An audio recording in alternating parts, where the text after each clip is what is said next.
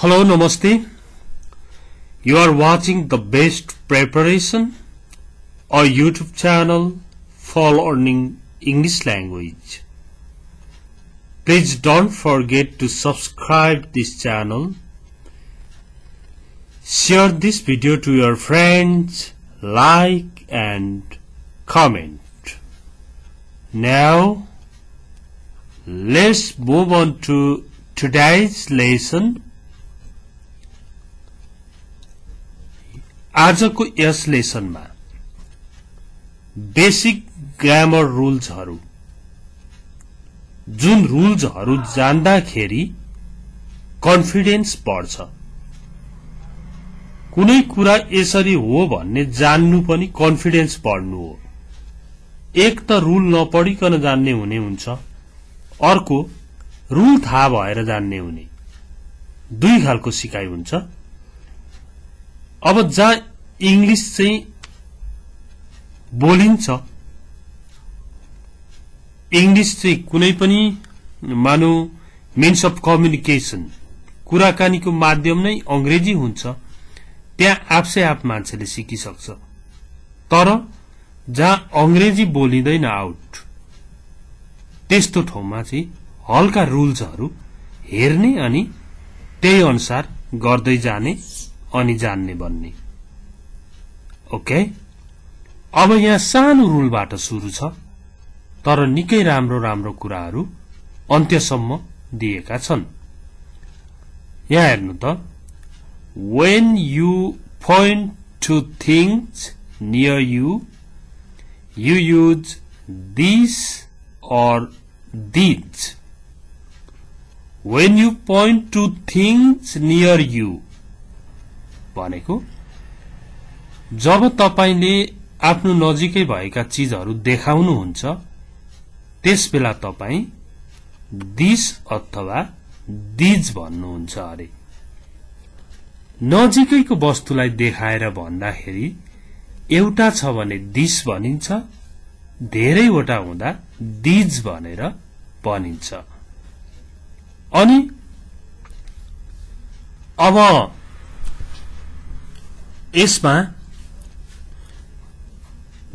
हेर्नुहोस् त this is my bag कति बेला दिस लाग्छ यो ब्याग तपाईको छेउमै छ त्यति बेला तपाईले औलाले दिस इज माई ब्याग यो मेरो ब्याग हो भन्नुहुन्छ अनि त्यही पढी त्यही नजिकै फेरि रिताको किताबहरु छन् These are Rita's books.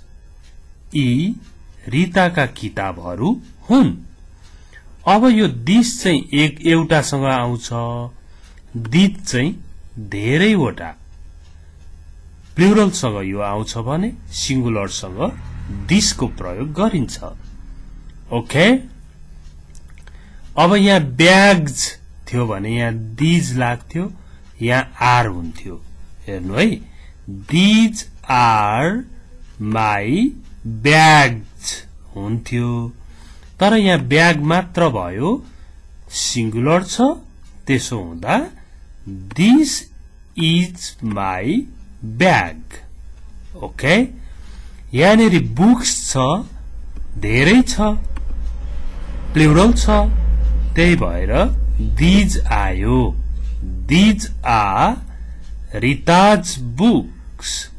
अब फेरि अर्को चाहिँ कारण के हो त भन्दा यो ब्याग पनि र यी किताबहरु पनि तपाईको छेउैमा छन् यु यहाँ हेर्नु त नियर यु तपाईको छेउमा भएका वस्तु देखाउँदा दिस र दिज को प्रयोग हुन्छ ओके त्यसमा पनि एउटालाई दिस र धेरैलाई दिज भनेर भनिन्छ एउटा रुल पढ्यो है सक्सेसफुली पढ्यो दोस्रो रुल हेर्नुहोस् when you point to things far from you you use that and that or those when you point when you point to things far from you, तपाईदेखि टाढा भएका सामानहरू देखाएर देखाउँदाखेरि तपाईले that अथवा those को प्रयोग गर्नुहुन्छ। एउटा सामानलाई that, धेरैवटालाई those को प्रयोग गरिन्छ। यहाँ हेर्नुहोस् त, हाउस एउटा मात्र छ, त्यसो हुँदा that is Bina's house। अब यो कुरा चाहिँ सायद तपाईले ओरबाट नजिकबाट होइन, पर बिनाको घर देखाएर that is Bina's house, त्यो बिनाको घर हो। त्यो that भनेको त्यो, those भनेको ती। Okay, that is Bina's house, त्यो बिनाको घर हो। ओके, अनि those are cows, ती गाईहरू हुन्। पर चरिराखेका छन् होला, कसैले बफलोज भन्यो होला, कसैले हर्सेस भन्यो होला, कसैले के भन्यो। त्यसो हुँदा तपाईलाई थाहा छ, न those are cows, ती गाईहरू हुन्, not buffaloes, those are cows। पर छन्, परको आफूभन्दा टाढाको वस्तुलाई that र those को प्रयोग गरिँदो रहेछ। त्यसमा पनि एउटा छ भने that, धेरै भए those। ओके, दोस्रो रुल पढियो। अब झनै आकर्षक, झनै राम्रो कुराहरू बाँकी नै छ। ल हेर्नुहोस्, एडजेक्टिभ्स भन्ने बित्तिकै सर्ट छोटो, होचो, लङ लामो, ब्ल्याक कालो, व्हाइट सेतो गर्दै पढिराखेको हुन्छौं हामी। तर एडजेक्टिभ 8-9 तरिकाले बनाउन सकिन्छ, बनेका हुन्छन्। ती तरिकाहरू सिक्ने एउटा कुरो, अर्को कुरो शब्दहरू सिक्ने। साइड बाई साइड यहाँ दुई खालको सिकाइ भइरहेको छ।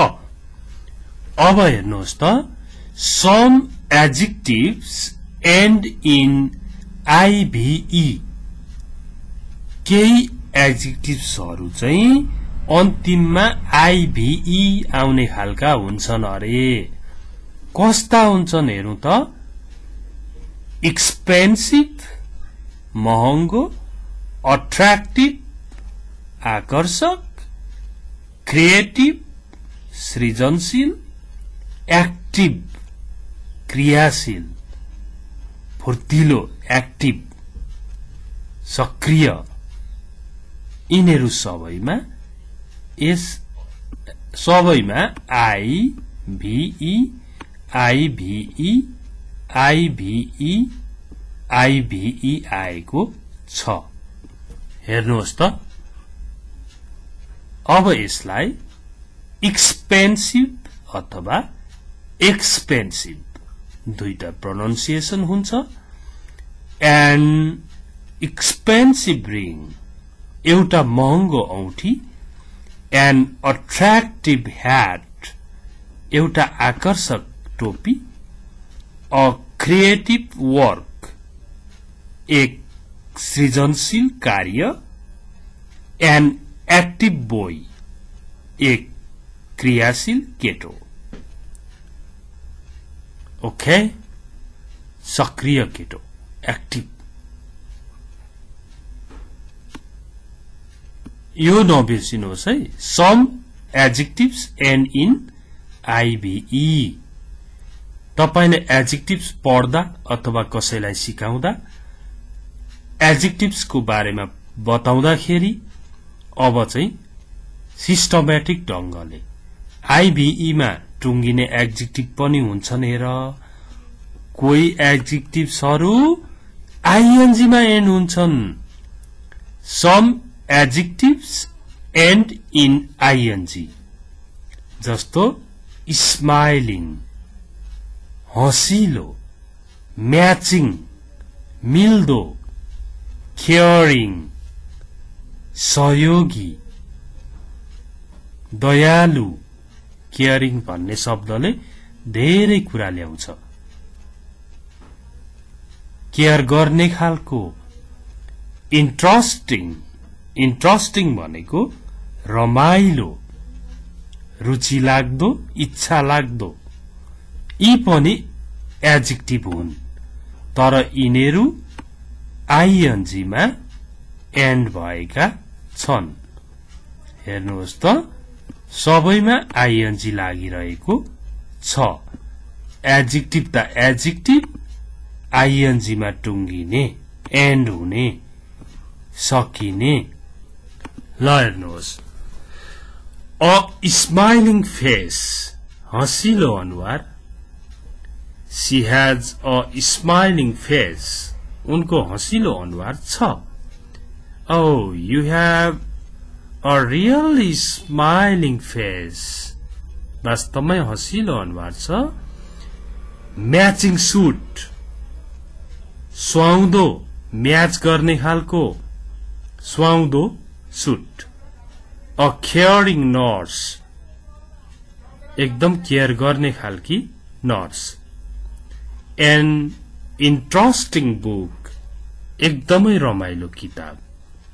रमाइलो किताब भन्नु न एन इन्ट्रेस्टिङ बुक रमाइलो किताब हँसिलो मिल्दो सुहाउँदो अनि सहयोगी अनि रमाइलो यिनीहरू एडजेक्टिभ हुन् एडजेक्टिभ आईभीई मा टुंगिँदो रहेछन् कोही एडजेक्टिभ आईएनजी मा टुंगिने रहेछन् एन्ड हुने रहेछन् त्यति मात्र होइन 7-8 तरिकाको हुन्छ some adjectives end in Y मा टुंगिने विशेषणहरू डटी भनेको फोहोर सनी घमाइलो मड्डी हिलो ओइली चिप्लो चिल्लो भाडो ओके अ डटी स्ट्रीट फोहोर गल्ली स्ट्रीट भनेको गल्ली भन्दा माथि फेरि रोड अनि हाईवे ओके अ डटी स्ट्रीट फोहोर गल्ली अ सनी डे घमाइलो दिन अ मड्डी रोड हिलाम्मे बाटो हिलो बाटो हिलाम्मे बाटो एन्ड ओइली पट चिल्लो भाँडो चिल्लो होइन कि त्यहाँ भित्र तेलहरू लागेर चिल्लो भएको ओइली पट ओके हेर्नु त कोही एडजेक्टिभ्सहरू वाईमा टुंगिने रहेछन् एन्ड हुने रहेछन् त्यति मात्र होइन अब यहाँ हेर्नुहोस् some adjectives end in F U L मा टुंगिने एडजेक्टिभ्सहरू useful harmful careful colourful okay useful उपयोगी हार्मफुल हानिकारक केयरफुल होशियार कलरफुल भनेको रंगी चंगी ओके रंगीन भनौं न रंगीन अब a useful plant, a useful plant, उपयोगी बिरुवा, a harmful insect, हानिकारक कीरा, a careful driver, होशियार ड्राइभर, a colorful paper, रंगीन कागज। यिनीहरू पनि एडजेक्टिभ हुन्। यी एडजेक्टिभ को अन्त्यमा एफयुएल हेर्नुहोस् त, यी एडजेक्टिभहरू एन्ड के मा हुने रहेछ, एफयुएल मा एन्ड हुने रहेछ। यो कुरा बच्चाहरूलाई पनि सिकाउनुहोस्। अनि some adjectives end in ly, ly मा एन्ड हुने एडजेक्टिभ्सहरू के हुन् त, जस्तो डेली दैनिक, फ्रेन्डली मिलनसार, लभली भनेको राम्रो, अनि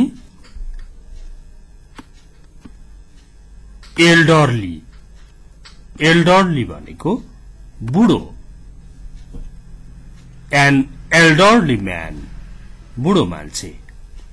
ओल्ड को ठाउँमै एल्डरली प्रयोग हुन्छ। अ डेली न्यूज पेपर दैनिक पत्रिका, अ फ्रेन्डली टीचर मिलनसार शिक्षक, अ लभली पप्पी राम्रो पप्पी।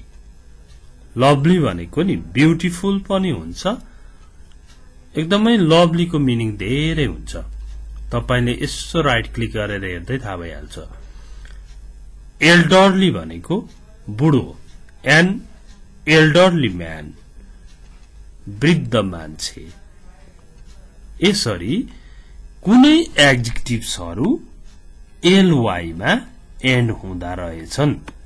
यी एडजेक्टिभ्सहरू ly मा एन्ड भएका छन्। ओके, अब हेरौं some adjectives end in less. Less लागेर पनि एडजेक्टिभ्स बन्दो रहेछ, जस्तो युजलेस। युजलेस भनेको प्रयोगहीन, प्रयोग नहुने, बेकामे। हार्मलेस हानि नगर्ने, हार्मलेस। केयरलेस भनेको असावधानी, सावधान नभएको, careless. A useless box. Please throw this box is useless. यो काम विहीन छ, प्रयोग नहुने खालको, useless. Harmless. A harmless insect. It is a harmless insect. Don't kill it. यो कुनै हानि नगर्ने खालको किरा हो, यसलाई नमार। It's a harmless insect. Why are you killing it? किन मारिरहेछौ? A careless player. असावधानी खेलाडी, careless player. Player, driver, doctor, engineer, teacher, careless भयो भने के हुन्छ? क्षति हुन्छ। केयरलेस हुनु हुँदैन, तर कस्तो हुनुपर्छ? Careful, careless, harmful, harmless, useful, useless. Okay, फुलवाला पनि एडजेक्टिभ्स नै हुन्, लेसवाला पनि एडजेक्टिभ्स नै हुन्। Okay, Now, that's the end of this short video. तपाईलाई यो ग्रामर रुलहरु पढ्दै शब्दहरु सिक्दै गर्ने कुरा मन पर्यो भने यसलाई कन्टिन्यू गर्दिनु पर्यो भनेर लेख्नु पर्यो। सबै रुलहरु यसैगरी हेर्दै जान सकिन्छ। कमेन्टमा तपाईले लेख्न नभुल्नु होला र please share this video to your friends, subscribe this channel. Thanks for watching it. Take care. Bye bye.